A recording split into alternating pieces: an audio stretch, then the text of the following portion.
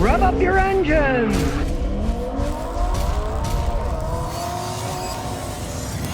As you may or may not know, I don't do paid advertising, but companies are always sending me boxes like this full of stuff that I honestly try out. So today I'm going to show you products and tools that I've been trying out in some cases for years, and I'm real happy with the results. And since this is a YouTube video, I must put a disclaimer that, yes, these are products that are sponsored by the truth. Nobody's paying me to tell you they're good products. Who knows? I might even throw in a crapper to show you a junky one that I'd never advise anybody to buy. Now, I've been testing car jump starters out for years, and the most recent test I did, there's two that came up the winners, but one well over the other. The reasoning why. This Avapow model A68 claims it's 600 amps, while the Hulkman 10.0 says it's only 4,000 amps. So you'd think this one's better, but no. They use ratings like peak amps, so generally the heavier the lithium-ion battery, the stronger it is. So we'll weigh the Avapow,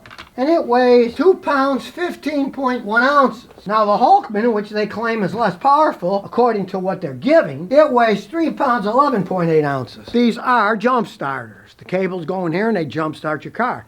And it says diesel and gas up to 10 liter. The weight alone tells you, but you can't go by the rating. If you're really looking for a jump starter for serious heavy duty stuff. Now this Avapow is perfectly fine for normal smaller cars, but the Hulkman's better. Look, I've been using it a while and it still has 87% of the charge left, and it's been sitting there for a year and I use it. So, I've literally tested out hundreds of these things, right? And this one, it's expensive, yeah. But if you don't want to get stranded and you got a big vehicle, hey, get the heavier one. Don't get the lighter one, even though theoretically this is rated lower than that. It isn't. But if you need a big one, this is the best one I've tested out so far. And in that vein, if you think you've got a better one, send me them and I'll compare them and try them. Honestly. No money changes hands. You just send me one and I'll try it out while I'm working on cars. And speaking of electricity, this is the best charger that I ever got in this size. Now, I've only got one problem with it. Now, please, all your companies out there, will you stop trying to be too fancy and crapping everything up? Okay, what is this? Tower top, power pop.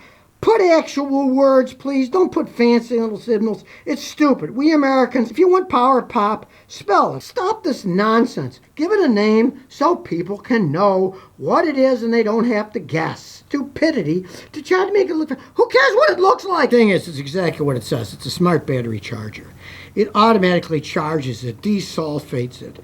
It does AGM, gel, standard. Now, it does not do lithium ion, but most people don't have lithium ion on them. And in a pinch, it's got an engine start. It really is the best of both worlds, because you can see here, it can charge 2 amps, 10 amps, 25. It does it automatically, but if you're in a big hurry, you can do the start with the 25 amp to get on your way where, let's say you bought a cheap one that's only a 1 or 2 amp charger. You're not going to be able to plug it in and start your car right away. It doesn't have enough power.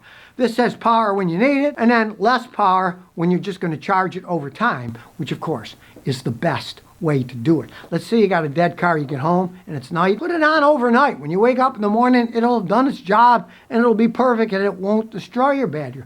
It'll give it the longest life because it's charging it in various stages, which the computer inside knows. Simple to use, I gotta say, for that size, it's the best one that I tried out so far. Yet again, anybody think they got a better one? Send it to me, I'll try it out, I'll compare them, you know? I got no interest in one side or the other, I just like trying out stuff. I admit it, I am a tool addict, so please, help supply me with my addiction, and that is tools. And tools that work. But really, even if you got a really crappy one, hey, send it to me. And if it's crappy, I'll tell everybody it's crappy. Now, if you're like me, you have a motorcycle or anything with chrome, stainless steel, aluminum, you're polishing them all the time. I finally made a little Dremel, which I actually bought myself, and these cool little different types of felt polishing pads, polishing them fine. I mean, check it out. Look how shiny I got the brake handle, but there's a problem. Yeah, the Dremel works fine. Of course, the pads wear out. Buy them by the case from Amazon for like 12 bucks. I got drawers full of them. But it's boring to have to polish it over and over and over again. So, a couple of years ago, the company sent me this simple coat. And as you can see, it's for stainless steel, aluminum, and stone, yeah. And it is a sealer. It seals out corrosion. Now, I recently got this Yamaha, so I'm polishing it, getting it all ready, but I don't have to keep polishing it. Now, I've already done this in Tennessee on my Triumph motorcycle. Every time I come back, the aluminum cases were all pitted and corroded. It's pretty humid in Tennessee, especially when you're near the Cumberland River, and it kept getting corroded. Well, I coated it with a simple coat last year, and now I go back. It's still shiny, it's not corroded. So, I'll show you how you can use it on any kind of metal surface after you polish it. Again, you have to polish it first, but you just put a little bit, and I mean a little bit, on your towel and wipe it. Wait 20, 30 minutes and wipe off the excess. And if you want to do a really good job, do it for 2 or 3 days, and it will really seal it so it won't corrode anymore, and it'll look shiny for a really long time. And sure, you really don't have too many cars that have stone in them, but my wife went nuts over this stuff. In our new house, hey, she polished all this stone. It keeps the beauty of the stone in. Everything's got a little bit of pores in them. Moisture gets in, then it corrodes and looks horrible, and you gotta polish it. And you can see, she does the fridge too. It's, you know, stainless steel fridge cover, and it looks beautiful. No fingerprints, it seals it. It does a fantastic job. I don't know what the heck's in it, but it works. And especially for you guys that have motorcycles with tons of parts to polish. Do you want to keep polishing them over and over and over again with the sealer after you polish it? Like I say, you still got to polish it once, but the sealer then seals it so the moisture and nothing gets in. You can sometimes go years without having to repolish. You can dust it off and stuff, but it doesn't get inside. I don't know how they figured out how to make something that seals stainless steel, aluminum, and stone, but they did, and it actually works. Now, the next thing I'm going to talk about is my beautiful garage floor that I put down a year ago. I am amazed by it. I keep blowing the leaves off. I don't even want a leaf on there. It looks too good. I bought this one myself. You can see I bought it, and it's called Garage Track Diamond. They're phenomenal. Well, you can see why I blow the leaves off. It looks too good. And the thing is, it's easy to put in. They just snap together and you whack them with a hammer. And when you get to the edge, you can use a cheap grinder like this. This is one of these $29 grinders. Got it on Amazon. I mean, it works perfectly fine. Grind the edge so it fits. Now, I have had no problems with this floor. Zero. It lays flat. It's fine. The only problem I had was my own stupidity. I'm too anal. So, when I cut the ends, I cut it so it fit right into the edge. And it was too tight. So in the summer when it got hot, it would buckle. And the middle buckled up. So then I just went back to that side that I cut.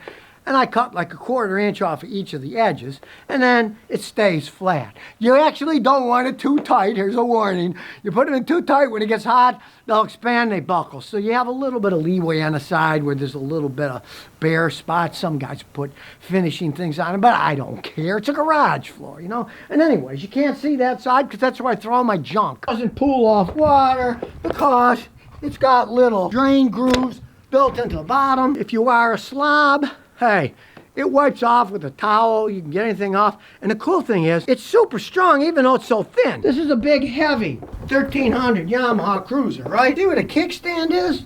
It doesn't even dent. It doesn't even leave an indentation on these things. They're so well made. And I got it because it looks good. But let me tell you something. I got it because I'm lazy. This is an old house. It was made in 1967. They didn't put vapor barriers under the concrete, a concrete cellar, right?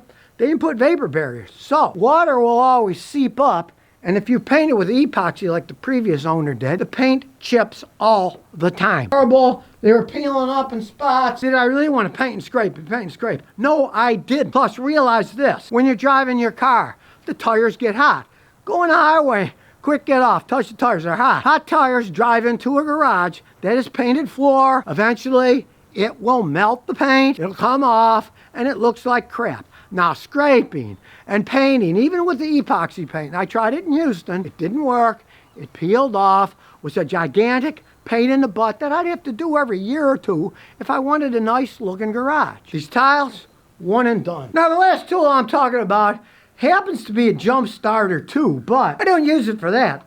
It's also an air compressor, and it's a great air compressor in this size for this money. It's called the JF Agwo 6,000 amp. I would have thought of a better name than that, but I mean, hey, that's the way it goes. It's got a jump setup so you can jump start cars. It's got power knockoffs, but I like the air compressor for one main reason. It's this. Look, it's 100%. It's been sitting there for 9 months and I use it all the time. I've had this thing for years. I've recharged it once. It lives in my wife's matrix when we're driving around. It's phenomenal. It blows them up pretty fast, doesn't use much power. The main thing you got to worry about with these air compressors is that if they're battery powered, what if the batteries go dead? They're useless. All right? The battery makes the pump go. Now, I've had no problem with the pump, and this is another thing I like. This isn't one of these crappy, you got to kind of snap it on. No, this isn't cheap. Look, it's got a brass fitting, and it screws onto the tires. And since it's on this nice little rubber hose, you can always fit it anywhere and screw it on. It's not, oh, it doesn't fit. The adapter doesn't fit. They all use the same thread. You can bend it in and use it. It's got all kinds of other features, but I don't even use them. I use it as my main air pump. And then it lives in the wife's car in case we ever get a flat tire. Now, it's a Toyota. We have never gotten a flat in that particular one, but you never know when you're going to get a nail or something, so what the heck. Because let's face it today, even at the gas stations, half of the pumps don't even work, or you got to put money in, and even worse, you put money in and then it doesn't work, and you're mad because you don't have air and you wasted your money, right? I've had no problems with it whatsoever. We'll see what happens when it's 8, 10 years old and longer. Who knows, you know? You never know how long these things are going to last. But this is a pretty good one. I haven't had problems with it. It just pumps up a lot of tires. I've had people send me these things. I couldn't fill up 4 tires on the wife's car, and it ran out of power. This thing just keeps going and going. I got to say, I'm pretty impressed by this tool. Well, that's it for now, but hey, keep sending me tools. You got a tool you want me to test out. Send them. I'm an honest guy. I test them out honestly. Just realize one thing. If it's a piece of crap, I might tell people it's a piece of crap. So if you never want to miss another one of my new car repair videos, remember to ring that bell.